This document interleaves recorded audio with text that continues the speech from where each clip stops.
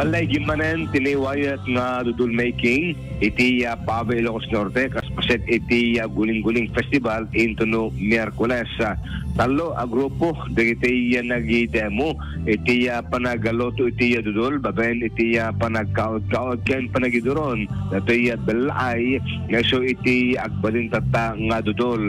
Apait iti panagluto dagiti residente at damit iti panagsala-sala dagiti bisita basta matin dagiti local officials ngayon dalawa ni Mayor Sheila Galano abay iti panag-aramid iti dudol at dapay adol ba na dagiti lekalti kas kung iti kamuti kinadumapay nga dagiti mekalti iti nakabarbara nga tagapulot na makadayabeti akunada idol Bernada ngayon na pa iti kasta kalpasan iti panagsala-sala may samasa nagpidot ta sabay-sabay iti panangraman dato'y authentic nga dudol nga aramid dagiti tagapaway Ilocos Norte. Maragsakan ni Mayor Galano ang gabot na sibut iti at pabangga dagito ket sibibiyag pa ng tradisyon dagiti tagapaway nga aramid dudol kastameten iti celebration iti guling-guling festival ngayon ito ng Miyerkules ada iti dance parade iti likmot iti paway kangurana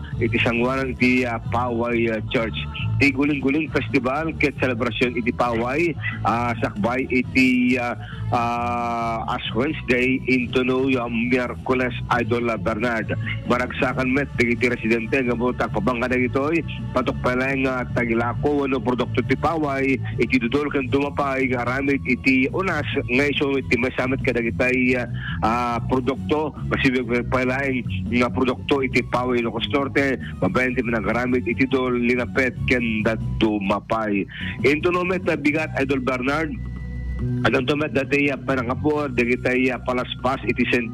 Joseph Parish Church iti Lawag City nga sundot mo sang abo para palang iti kuros-kuros into no Miyerkules nga sundumeten iti rugi iti semana iti pagilan tayo Pilipinas.